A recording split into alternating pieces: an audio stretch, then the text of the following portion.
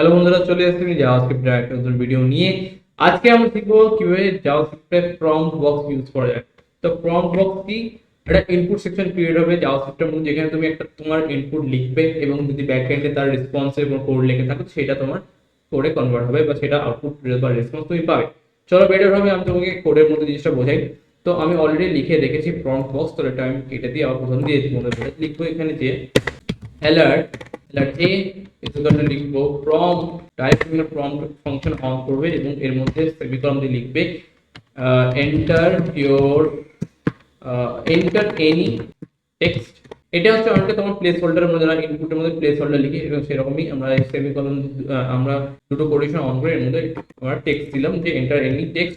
এবার যে a এর মধ্যে যে a ভেরিয়েবলের মধ্যে আমি যে প্রম্পটটা যে ইনপুটটা নিচ্ছি সেটাকে আমি শো করতে চাই, তার জন্য আমি অ্যালার্ট লিখবো। অ্যালার্ট লেখার পর এর মধ্যে দেবো a। ওকে, তো চলো সেভ করো। সেভ করা আমার পর আমরা দেখবো এর আউটপুট।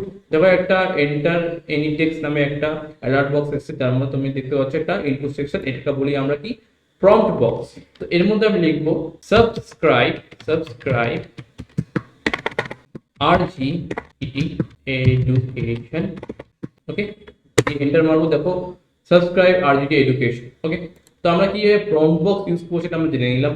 এবার কি করবো, প্রম্পট বক্সের মধ্যে একটা স্পেসিফিকলি একটা প্রোগ্রাম লিখবো যেখানে আমরা দেখবো যে আমরা চেক করবো প্রম্পট বক্সের মাধ্যমে, মানে আমি একটা এজ দেবো, আমার এজ দেবো এবং এজটা সেটা ভেরিফিকেশন হবে কি কন্ডিশনে, কি আমার এজ কি 18 বছরের উপর। যদি হয় তাহলে একটা রেসপন্স দেবে, যদি 18 বছরের নিচে হয় তাহলে একটা রেসপন্স দেবে।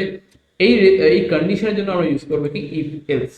ইফ এলস কি যারা জানো না তারা প্লিজ দেখে এসো এর ভিডিও পর, আমাদের অলরেডি ভিডিও দেওয়া আছে ইফ এলস এর বিষয়। তো এখন আমরা এই প্রোগ্রামটা রান করবো। তো লিখবো কি লেট এ, এর মধ্যে দেবো প্রম্পটের মধ্যে লিখবো এন্টার ইওর এজ। তারপর নেক্সট লাইনে আমরা লিখবো আমাদের কন্ডিশন ইফ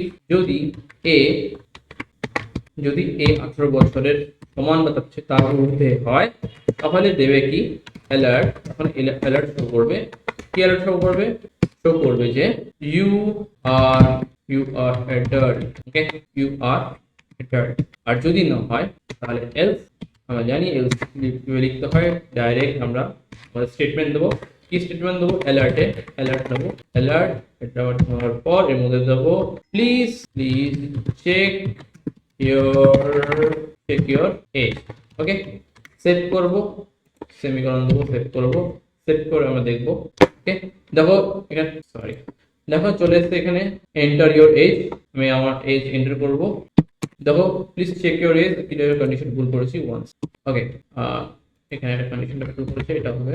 ওকে, এবার আমরা আউটপুট দেখবো। আউটপুটে দেখো চলে এসেছে এখানে লিখে দিয়েছি যে এন্টার ইওর এজ।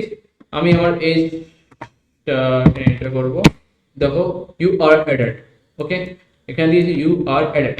যদি আমার 18 নিচে দিতাম তাহলে কি দিত, আর দিলাম তাহলে দেখো চেক ইউর এজ।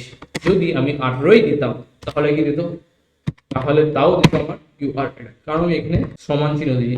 এই বিষয়টা আমরা অলরেডি আগে জেনে এসেছি। এই ভিডিওর পর তোমরা পরপর কন্ডিশন, লজিক্যাল, অ্যাসাইনমেন্ট অপারেটর, এরকম যে অপারেটর যারা জানো না তারা দেখে নেবে, খুব ইজি, এমন কিছু কঠিন না। ওকে, তো আমরা জেনে গেছি আমাদের প্রম্পট বক্স কিভাবে ইউজ করে, প্রম্পট বক্সের পিছনে কিভাবে কন্ডিশন লাগিয়ে তার ইনপুট নিয়ে সেখান থেকে আউটপুট কিভাবে বার করবো।